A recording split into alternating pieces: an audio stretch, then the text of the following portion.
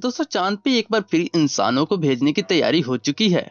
जी हाँ, नासा ने Artemis 1 launch कर दिया है, जिसके जरिए वैज्ञानिक यह पता लगाने की कोशिश करेंगे कि चांद के आसपास की परिस्थितियां मानव जीवन के लिए कैसी है। क्या चांद पे जाने के बाद अंतरिक्ष यात्री सुरक्षित रूप से पृथ्वी पर लौट सकते हैं? साल 1972 में अपोलो के अंतरिक्ष यात्री जीन सर्नेन ने चांद पे आखिरी बार अपने पैरों के निशान छोड़े थे और चांद से लौटते समय उन्होंने कहा था कि हम जल्द ही चांद पे वापस लौटेंगे। लेकिन धीरे धीरे इंतजार का समय 50 सालों में बदल गया और आज एक बार फिर से चांद पे मानव मिशन की दिशा में कदम बढ़ा दिया गया है। वैज्ञानिक काफी समय से चांद पे जीवन की खोज कर रहे थे। हालांकि यहाँ पानी तो मिला था, लेकिन कभी कोई जीवित चीज नहीं देखी गई। जी हाँ, अब वैज्ञानिक पृथ्वी के जीवन को चांद पे ले जाना चाहते हैं, यानी पूरी मानव सभ्यता को ही चांद पे बसाने की तैयारी है।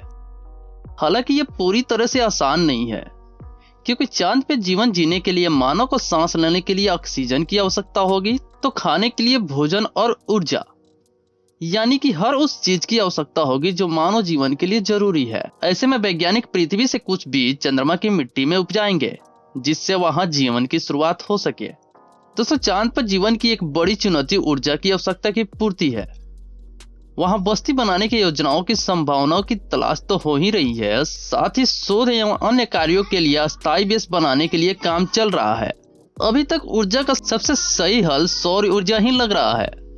दोस्तों, पृथ्वी पर अक्षय ऊर्जा का उपयोग करके 100% बिजली का उत्पादन कर पाना पूरी तरह से संभव नहीं है, लेकिन नासा ने बताया है कि यह पूरी तरह से चांद पे संभव है। चांद पे सौर ऊर्जा के बिना भंडारण के ही 100% बिजली का उत्पादन किया जा सकता है, और यदि ऐसा हुआ तो चांद पे मानव जीवन बसाने के लिए एक बहुत बड़ी कामयाबी मिलेगी। चांद पे सूर्य के कई प्रमुख अक्षय ऊर्जा स्रोत हैं, और यहाँ चुनौतियां यही है कि इस ऊर्जा को वहां बनाने वाली बेस, बस्तियां या फैक्ट्रियों के लिए 12 महीने 2400 घंटे ऊर्जा की आवश्यकता होगी। भविष्य में इसके प्रमुख रूप से हजारों टन के ऑक्सीजन का उत्पादन होगा, जो न केवल रॉकेट के ईंधन के रूप में उपयोग में लाई जाएगी, बल्कि वहां रहने वाले इंसानों के लिए सांस लेने के काम आ सकेगी। और एक समय ऐसा आएगा जब मानव सभ्यता पूरी तरह से चांद पे होगी।